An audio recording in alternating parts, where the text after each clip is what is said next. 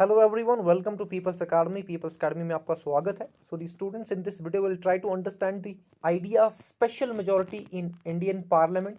Indian Parliament में special majority का जो system है ये किस तरह से use होता है एंड कौन कौन सी ऐसी situations हैं जहाँ पे हमें जो voting है वो सिर्फ special majority से आनी चाहिए. तो ये सारी चीज़ें हम समझेंगे and types of special majority भी समझेंगे. तो वीडियो को एंड तक जरूर देखें. पहली बार चैनल पे आए तो चैनल को सब्सक्राइब करें, बाकी लोगों से शेयर करें.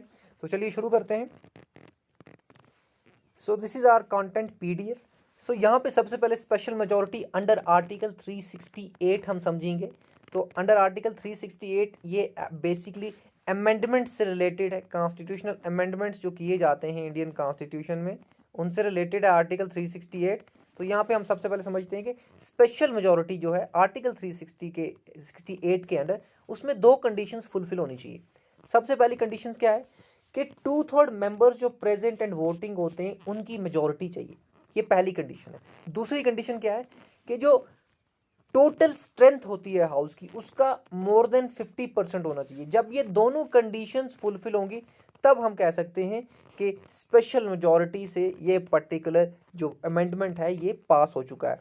अब इसको हम थोड़ा सा एग्जाम्पल से समझते हैं कि 2/3 majority of present and voting का क्या मीनिंग है एंड टोटल स्ट्रेंथ का जो मोर देन 50% है उसका क्या मीनिंग है. तो सबसे पहले यहाँ पे हम समझ लेते हैं. लोकसभा की एग्जांपल लेते हैं. आपको पता है there are 543 members in the Lok Sabha presently.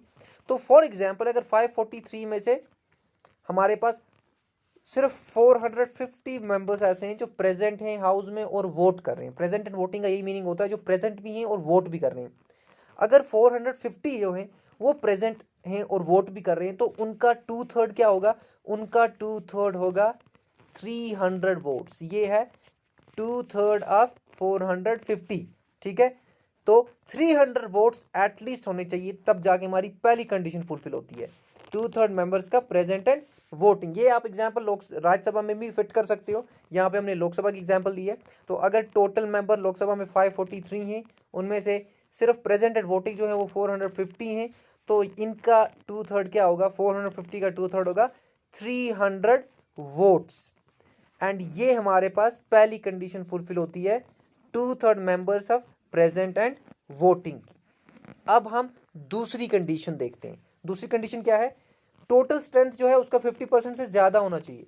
तो टोटल स्ट्रेंथ हम फॉर एग्जांपल यहां पे देख सकते हैं कि टोटल स्ट्रेंथ कितनी है. टोटल स्ट्रेंथ है 543. जैसा मैंने आपको कहा टोटल स्ट्रेंथ में से अगर हम मोर देन 50% निकालें तो 272 होता है मोर देन 50% ऑफ 543.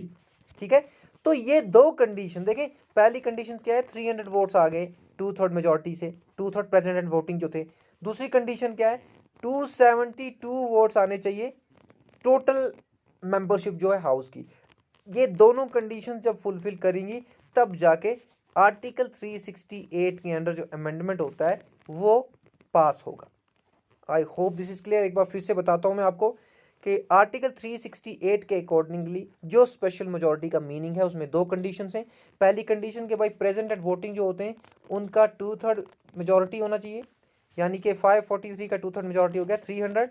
और दूसरा ये जो 2/3 प्रेजेंट एंड वोटिंग की मेजोरिटी है इसको सपोर्ट करना चाहिए कौन सी majority. More than 50% of the total strength. Total strength की 50%. टोटल स्ट्रेंथ कितना होता है 543. इसका 50% कितना हो गया 272.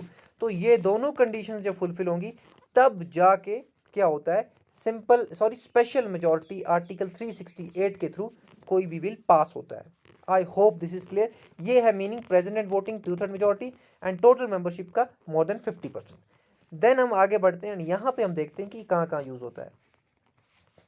तो देखें कोई कॉन्स्टिट्यूशनल अमेंडमेंट अगर हमें पास करना है तो वहाँ पे ये आर्टिकल 368 का स्पेशल मेजोरिटी यूज होता है. लेकिन ये कॉन्स्टिट्यूशन अमेंडमेंट जो है फेडरलिज्म को अफेक्ट ना कर रहा हो. अगर फेडरलिज्म को अफेक्ट कर रहा है तो हमें स्टेट्स की भी रेक्टिफिकेशन चाहिए. वो हम आगे जाके समझेंगे. और अगर सुप्रीम कोर्ट हाई कोर्ट के जज को हमें रिमूव करना है तो यही मेजोरिटी चाहिए हमें चीफ इलेक्शन कमिश्नर या फिर कंप्ट्रोलर ऑडिटर जनरल को रिमूव करना है तब भी यही मेजोरिटी चाहिए. अगर नेशनल इमरजेंसी आर्टिकल 352 के अंडर जो इम्पोज की जाती है वो इम्पोज करनी है तब भी यही स्पेशल मेजोरिटी चाहिए दोनों हाउसेज से. एंड देन उसके साथ साथ अगर हमें कोई ऐसा रेजोल्यूशन पास करना है जिसके थ्रू हम लेजिस्लेटिव काउंसिल किसी स्टेट की रिमूव कर रहे हैं या फिर क्रिएट कर रहे हैं। देखिए मैं आपको बता दूं, जिस तरह से लोकसभा एंड राज्यसभा सेंटर में होते हैं, सेंटर में दो हाउसेज होते हैं ना पार्लियामेंट में, लोकसभा एंड राज्यसभा, इसी तरह स्टेट में भी दो हाउसेज होते हैं, एक होती है लेजिस्लेटिव काउंसिल और दूसरी होती है लेजिस्लेटिव असेंबली। हर स्टेट में दोनों हाउसेज नहीं होते हैं, लेकिन बनाए जा सकते हैं और इनको अबॉलिश भी किया जा सकता है। तो ऐसी अबॉलिशिंग या फिर क्रिएशन के लिए भी हमें स्पेशल मेजॉरिटी ही चाहिए होती है। तो ये थे कंडीशंस, केसेस जहाँ पे स्पेशल मेजॉरिटी ज़रूरत पड़ती है। एंड ये था हमारे पास मीनिंग ऑफ स्पेशल मेजॉरिटी। आगे बढ़ते हैं एंड यहाँ पे हमारे पास स्पेशल मेजॉरिटी अंडर आर्टिकल 249 समझ लेते हैं। तो 249 के अंडर जो स्पेशल मेजॉरिटी है कहाँ पे यूज़ होती है, तो सबसे पहले मैं बता दूं, ये जो स्पेशल मेजॉरिटी है इसका डेफिनेशन थोड़ा सा अलग है। यहाँ पे ये क्या है, it requires a majority of 2/3 members present and voting. सिर्फ 2/3 मेंबर्स हमें चाहिए प्रेजेंट वोटिंग के 249 के अंडर स्पेशल मेजॉरिटी के लिए। तो फॉर एग्जांपल राज्यसभा में हमारे पास 245 मेंबर्स हैं टोटल, एंड इसी में से अगर सिर्फ 150 प्रेजेंट है और वोटिंग है, तो 150 का 2/3 कितना हो गया, 101। ठीक है, majority of present and voting, यानी कि majority of 2/3 members present and voting का मीनिंग यही है कि अगर सिर्फ प्रेजेंट एंड वोटिंग 150 है तो उसका 2/3 क्या होगा, 101। ठीक है, क्योंकि ये कहता है मेजॉरिटी ऑफ 2/3 मेंबर्स, ये सिर्फ 2/3 मेंबर्स नहीं कहता है। ठीक है, 2/3 मेंबर्स तो 100 हो गया, लेकिन मेजॉरिटी उसका 101 हो गया। ठीक है, तो ये आप ध्यान रखेंगे, मेजॉरिटी ऑफ 2/3 मेंबर्स या फिर 2/3 मेंबर्स, इसमें डिफरेंस है। तो यहाँ पे ये कह रहा है कि मेजॉरिटी ऑफ 2/3 मेंबर्स चाहिए प्रेजेंट एंड वोटिंग की। तो प्रेजेंट एंड वोटिंग अगर 150 है तो इसकी मेजॉरिटी क्या होगी, 2/3 मेजॉरिटी 150 की क्या होगी, 101। I hope this is clear. ये है 249 के अंडर स्पेशल मेजॉरिटी। और ये कहाँ पे यूज होता है, जब राज्यसभा एक रेजोल्यूशन पास करती है और स्टेट लिस्ट पे पार्लियामेंट लॉ बना सकता है। देखें ऐसा प्रोविजन है इंडियन कॉन्स्टिट्यूशन में कि अगर राज्यसभा रेजोल्यूशन पास करे तो जो स्टेट लिस्ट होती है जहां पे सिर्फ स्टेट लॉ बना सकता है, वहां पे पार्लियामेंट भी लॉ बना सकता है थ्रू दिस रेजोल्यूशन। तो ये आप याद रखेंगे, इस रेजोल्यूशन को पास करने के लिए हमें स्पेशल मेजॉरिटी चाहिए under article 249। I hope this is clear. Next हम समझते हैं स्पेशल मेजॉरिटी आर्टिकल 361 के अंदर। आर्टिकल 61 में जो स्पेशल मेजॉरिटी है वो क्या है, तो आर्टिकल 61 की स्पेशल मेजॉरिटी कहती है कि हमें मेजॉरिटी चाहिए 2/3 मेंबर्स ऑफ टोटल मेंबरशिप। तो टोटल मेंबरशिप की 2/3 चाहिए हमें। तो फॉर एग्जांपल अगर लोकसभा में 543 टोटल मेंबर्स हैं तो इनका 2/3 क्या हो गया, 364। और लोकसभा में 245 टोटल मेंबर्स हैं तो इसका 2/3 क्या हो गया, 164। तो यहां पे बात कर रहा है 2/3 मेंबर्स, लेकिन total strength of the house, Lok Sabha भी और राज्यसभा भी। ठीक है, तो लोकसभा में 2/3 टोटल स्ट्रेंथ ऑफ हाउस कितना होगा, 364, एंड राज्यसभा में कितना होगा, 164। तो ये है स्पेशल मेजॉरिटी आर्टिकल 61 के अंडर। और ये कहां पे यूज होती है, जब प्रेसिडेंट को रिमूव किया जाता है इंपीचमेंट के प्रोसेस से। ठीक है, इंपीचमेंट एक ऐसा प्रोसेस है जिससे प्रेसिडेंट को हाउस से प्रेसिडेंट को उसके ऑफिस से निकाला जा सकता है। ठीक है, तो ये इम्पीचमेंट का जो प्रोसेस है, ये इम्पीचमेंट अगर हमें करनी है, प्रेसिडेंट को हमें रिमूव करना है, तो आर्टिकल 61 के अकॉर्डिंगली हमें स्पेशल मेजॉरिटी चाहिए दोनों हाउसेज में। तो यहाँ पे आप देख सकते हैं ये है स्पेशल मेजॉरिटी। इसीलिए प्रेसिडेंट को रिमूव करना बहुत मुश्किल हो जाता है। देखें ये कितने वोट हमें चाहिए। चलते हैं नेक्स्ट क्वेश्चन पे, नेक्स्ट हमारा जो स्पेशल मेजॉरिटी है, ये स्पेशल मेजॉरिटी आर्टिकल 368 के अंदर ही आता है, लेकिन यहाँ पे हमें चाहिए होती है एक तो 368 की हमें स्पेशल मेजॉरिटी चाहिए, उसके साथ साथ हमें स्टेट्स का भी अप्रूवल चाहिए, स्टेट्स की भी रेक्टिफिकेशन चाहिए। तो स्टेट की रेक्टिफिकेशन का क्या मतलब होता है, तो सबसे पहले देखते थे, ये मेजॉरिटी हमें वहां यूज होती है जहां पे फेडरल स्ट्रक्चर में कोई चेंज हम कर रहे हैं। फेडरल स्ट्रक्चर मतलब कहने का ये है जिसमें स्टेट सारे इन्वॉल्व हों या फिर कुछ स्टेट्स इन्वॉल्व हों। ठीक है, तो ऐसा अमेंडमेंट जिसमें फेडरल स्ट्रक्चर में चेंज लाई जा रही है, उसमें हमें क्या चाहिए, स्पेशल मेजॉरिटी और उसके साथ साथ स्टेट्स की रेक्टिफिकेशन। तो स्पेशल मेजॉरिटी मैंने आपको बताया है कितना होता है, ये होता है 2/3 मेंबर प्रेजेंट एंड वोटिंग। और इसके साथ साथ हमें एक और चीज यहाँ पे चाहिए होती है, वो क्या चाहिए होती है कि 50% जो होगा स्टेट लेजिस्लेचर्स का, उनकी हमें सिंपल मेजॉरिटी चाहिए। आप यहाँ पे कंफ्यूज नहीं होना, देखना स्पेशल मेजॉरिटी आर्टिकल 368 के अंडर हमें क्या करना है, सबसे पहले पहली कंडीशन क्या है, हमें चाहिए जो प्रेजेंट एंड वोटिंग मेंबर्स होंगे उनका हमें 2/3 मेजॉरिटी चाहिए। कितना चाहिए, 2/3 मेजॉरिटी चाहिए। एंड उसके साथ साथ हमें जो स्टेट लेजिस्लेचर्स होते हैं 50% ऑफ द स्टेट लेजिस्लेचर, यानी कि अगर 28 स्टेट्स हैं तो 14 स्टेट्स के जो लेजिस्लेचर्स होंगे, असेंबलीज होंगी, उनके सब के मिला के वोट जो होंगे उसका हमें सिंपल मेजॉरिटी से ये पर्टिकुलर बिल जो है पास होनी चाहिए, कन्फ्यूजन नहीं होनी चाहिए।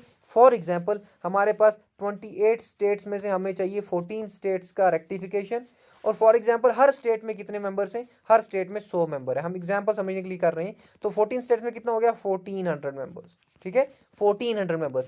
और इन 1400 मेंबर्स का हमें कितना चाहिए, सिंपल मेजोरिटी, तो मतलब 701 एमएलए के वोट हमें चाहिए, तब जाके वो होता है कितना, वो होता है हमारे पास simple majority of the state legislatures. और हमें सारे स्टेट्स की लेजिस्लेचर्स की सिंपल मेजोरिटी नहीं चाहिए, हमें सिर्फ चाहिए 50% ऑफ द स्टेट्स की सिंपल मेजोरिटी, ठीक है। आप ये याद रखेंगे, मैंने आपको सिंपल सा कहा 28 स्टेट्स में 14 स्टेट्स हो गया 50% ऑफ स्टेट्स, ठीक है, यानी कि 14 स्टेट्स हो गए 50% ऑफ स्टेट्स।